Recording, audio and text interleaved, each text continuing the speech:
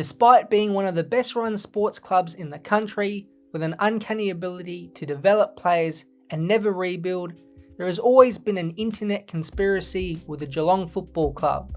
They are salary cap cheaters, whether through buying players' land or getting club sponsors to dish off some extra cash so their players take a pay cut and therefore put Geelong under the AFL salary cap.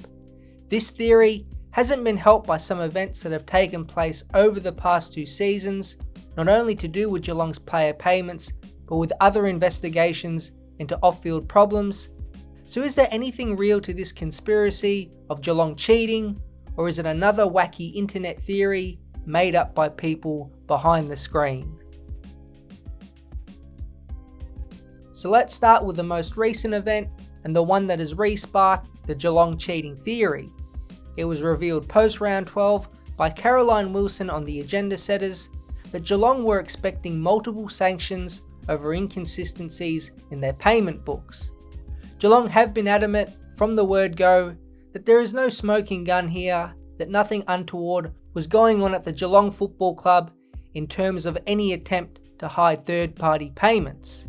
The AFL accepts this, but there have been discrepancies, there have been lodgements that should have been noted that weren't, and they will lead to several 5-figure fines. Whether they go beyond 5 figures, I can't tell you. That is really all we know for now, again not helping Geelong in trying to rebuttal some of these accusations online. Wilson did add, one of the instances which is likely to be fined was a car issued to a senior AFLW player, but clearly this event is not nothing. 5-figure fines are no joke, and multiple might add up to a hefty little bill for the club. We're not saying that there was any cheating, that there was any attempt to cheat the salary cap, Wilson said.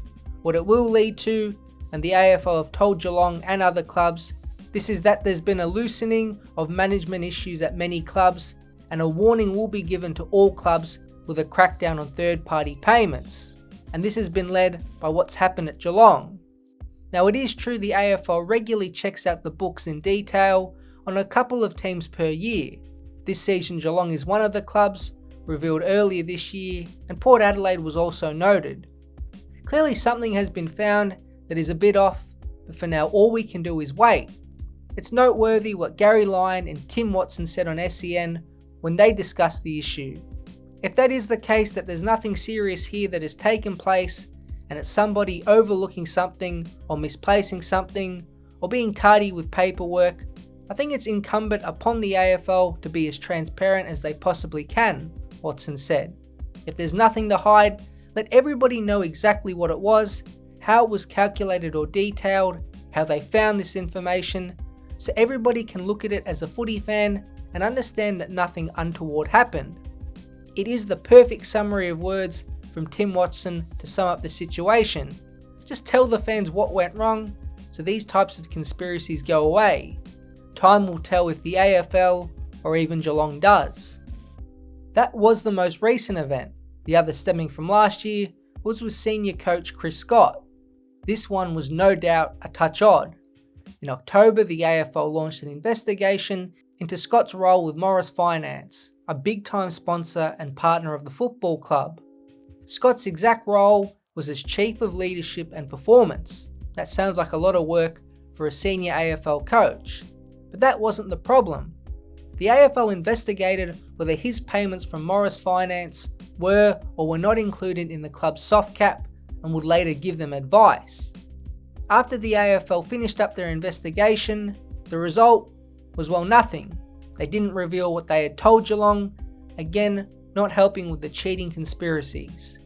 Sam Edmund from SEN revealed that the AFL's reason for non-disclosure was that if it was to reveal its findings on Geelong, every player, coach or staff member with a commercial arrangement would need to have their club's cap position made public. However, Seven's Mitch Cleary did reveal, it's my understanding Scott's deal will remain the same, but a part of the contract has been proportioned to the soft cap for football club department spending. At the time, when Chris Scott was asked about the process, he said, well, people like you are more than entitled to ask that question, but it's one that should be directed at the AFL. They will give you a clear answer. In the end, we know the AFL didn't. Then in the middle of May this year, it was revealed by the Geelong Advertiser that Scott had joined the board at 5G Networks. Scott's relationship with 5G Networks has been approved by the AFL and determined to be independent of the club, although the company was last year a member of the Cats Business Lunch Club. Again, this didn't help the conspiracy theorists, even though Scott did make it clear the role was completely independent from the club. Not that it made a significant difference to some people's views. So these two events have been the big ones, but others in the background have also added up to fuel the conspiracies. One of those was the Tyson Stengel incident, rushed to hospital at 2 AM from a nightclub after a game in Tasmania in pretty serious condition.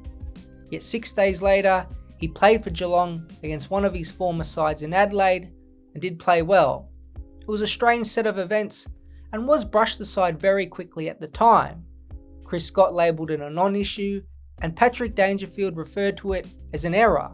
It was interesting the AFL did not publicly investigate what went on in the night, as it was left with Geelong themselves to deal with. I'm not saying a punishment was needed at all, or there was any serious wrongdoing, but compared to the investigation into the GWS players last off-season, Liam Ryan fight this year, and the Willie Rioli saga, to not look at the events a little deeper did surprise people. But on a less serious note, even the AFL media has had heavy links with Geelong and played a small part in some theories. Jared Waitley, Anthony Hudson, Mark Howard, Dwayne Russell, Tom Hawkins, Mitch Cleary and Cameron Mooney all have links to the club as supporters, players, or even from Geelong. Do they have any link with Geelong and cheating? Obviously not, but again, it adds fuel to that fire that Geelong have corrupted the AFL. Even their current CEO and Steve Hocking worked as General Manager of Football Operations from 2017 to 2021 before returning back to the Cattery. The Geelong web does spread out wide in the AFL. But above all else, the two big reasons Geelong are linked with cheating is because they are so consistently good and attract or are linked with superstar players. If Geelong performed bad and had average players on the field, none of these theories would even exist. Under Scott, the club has missed the top 8 just twice and won 2 premierships from 3 grand final appearances. Patrick Dangerfield and Jeremy Cameron have been 2 of the biggest trade coups since 2010, and the club is consistently linked with top-line players such as Harley Reid, Zach Butters and Sam Walsh.